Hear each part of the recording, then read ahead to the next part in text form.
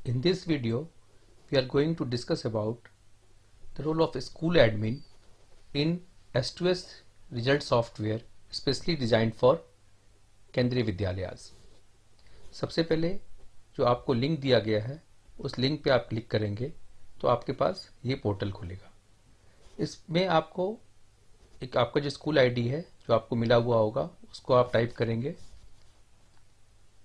मैं यहाँ टाइप कर रहा हूँ एक टेस्ट के लिए, और जो पासवर्ड आपका दिया हुआ है उस पासवर्ड से आप इसमें इसको टाइप करेंगे, then sign in. After that you will get this screen. आपके पास ये स्क्रीन आएगा। इसमें जो डैशबोर्ड है जो प्री डिफाइंड होगा, जो भी इंफॉर्मेशन वो यहाँ पे आ जाएगा। यहाँ हमारे पास लेफ्ट में ये बटन्स हैं, dashboard, students, teachers, subjective exams, coscholastic exam and sections. Subjective exams जितने भी एग्जाम्स हैं वो आपके पास प्री डिफाइंड रहेंगे।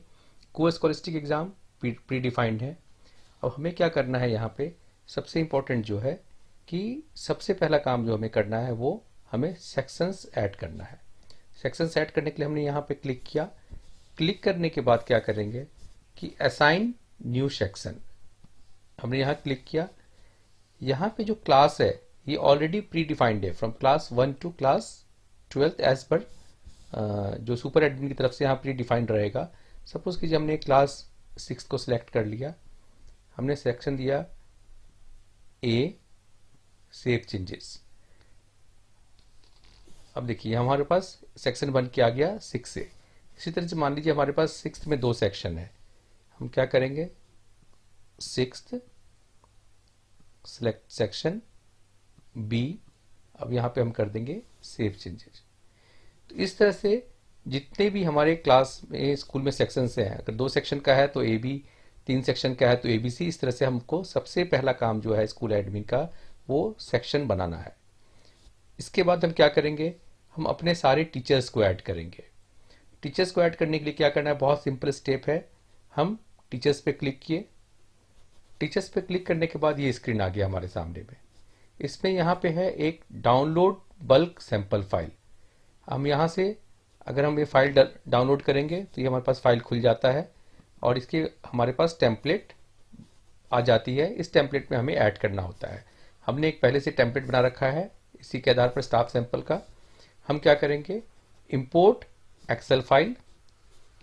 जो टेम्पलेट हमने बनाया है चूज फाइल, यहाँ पे पहले ही हमने एक टेम्पलेट बना के रखा है, bulk staff sample dot XLS.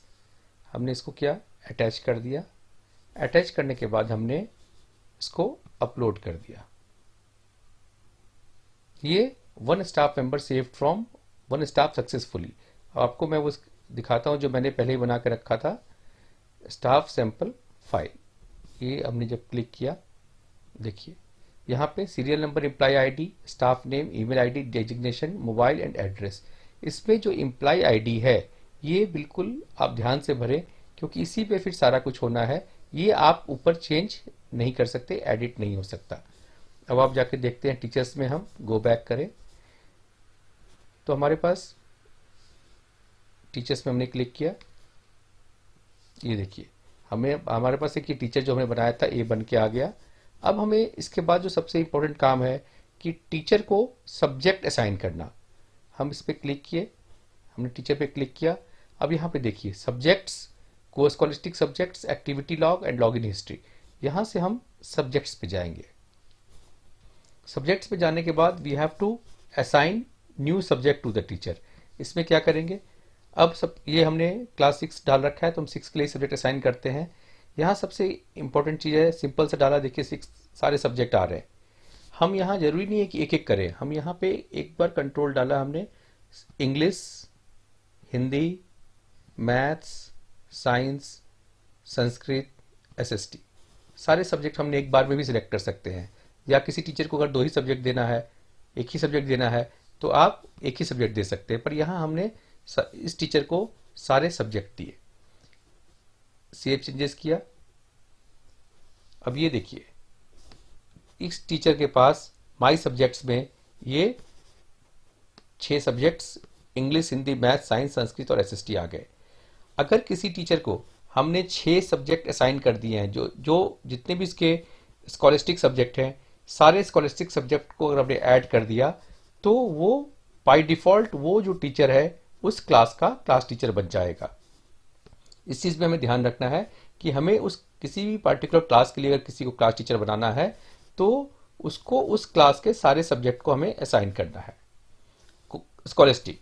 अब इसी तरह से हम किसी भी टीचर को को स्कॉलस्टिक सब्जेक्ट भी असाइन कर सकते हैं।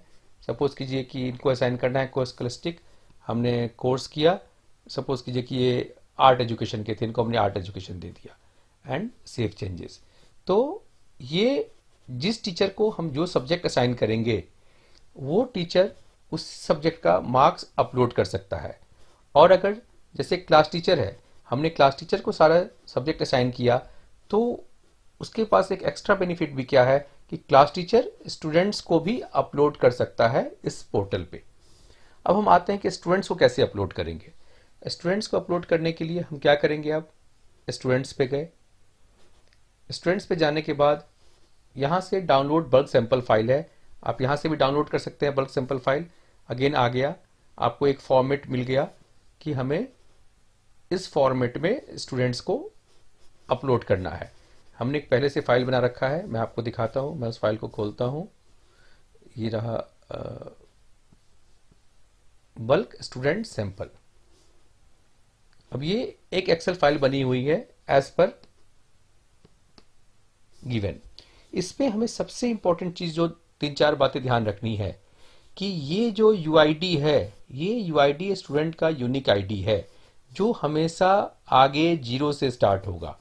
अगर ये आगे जीरो से स्टार्ट नहीं करेंगे तो ये आपको अपलोड फाइल को अपलोड करने नहीं देगा। इसमें क्या है, इसको जीरो से लाने के लिए क्या करना पड़ेगा कि अगर आप कोई भी एक्सेल को लेंगे, मान लीजिए सपोज कीजिए ये एक्सेल है, अगर हम कोई चीज़ जीरो से स्टार्ट करते हैं तो यहाँ पे वो जीरो नहीं लेता है स्टार्टिंग में। इसका एक बहुत सिंपल सा तरीका है कि हम उस एक्सेल में क्या करें, उसको फॉर्मेट कर दिया हमने, फॉर्मेट करने के बाद हमने उसको टेक्स्ट कर दिया और ओके कर दीजिए। अब आप इसके आगे अगर जीरो डालेंगे तो वो जीरो भी ले लेगा। अब इसके आगे आपने क्या किया, अगर ये एक्सेल सेल हमने सिलेक्ट किया, इसके आगे हमने जीरो डाला, देखिए अब ये जीरो भी ले लेगा, ले लिया। तो इस चीज़ का आपको हमेशा ध्यान रखना है कि कोई भी यूआईडी में की जो स्टार्टिंग होगी वो जीरो से होगी। दूसरी इंपॉर्टेंट चीज़, एडमिशन कैटेगरी आप हमेशा 1 2 3 4 5 इस तरह से रोमन में रखेंगे।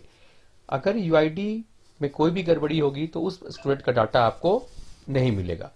अब हम आते हैं वहाँ पे स्टूडेंट्स को अपलोड करने में। इंपोर्ट एक्सेल फाइल पे गए,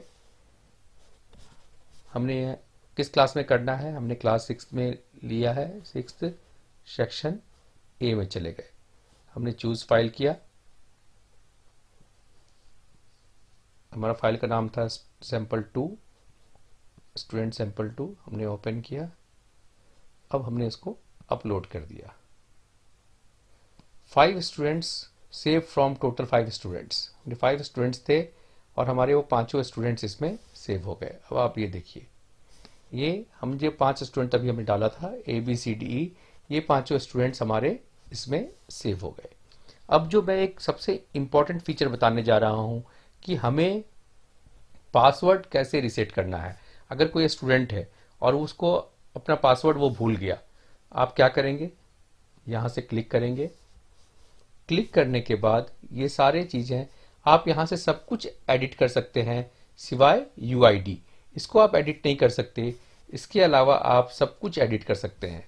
यहाँ पे है अकाउंट पासवर्ड, आपने जो भी पासवर्ड दिया आप उस पासवर्ड यहाँ पे दोबारा सेट कर दीजिए, वो पासवर्ड उसका चेंज हो जाएगा सेव डाटा करेंगे तो। यहीं से आप स्टूडेंट के अकाउंट को एक्टिव और डिसेबल भी कर सकते हैं। अगर आप डिसेबल कर देंगे तो वो नहीं दिखेगा।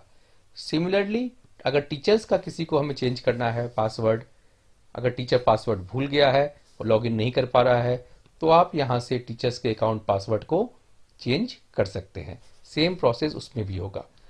एडमिन के लिए, जो स्कूल एडमिन के लिए यही सारा इंपॉर्टेंट फीचर्स है। सबसे पहले मैं रिव्यू करता हूँ, सेक्शन बनाना, सेक्शन बना के टीचर को ऐड करना, टीचर को ऐड करके टीचर्स को सब्जेक्ट असाइन करना, सब्जेक्ट असाइन करने के बाद आप स्टूडेंट्स एडमिन चाहे तो यहाँ से स्टूडेंट्स को अपलोड भी कर सकता है, नहीं तो क्लास टीचर भी चाहे तो स्टूडेंट्स को अपलोड कर सकता है। एडमिन किसी भी टीचर्स का या स्टूडेंट्स का पासवर्ड को रीसेट कर सकता है। Thank you.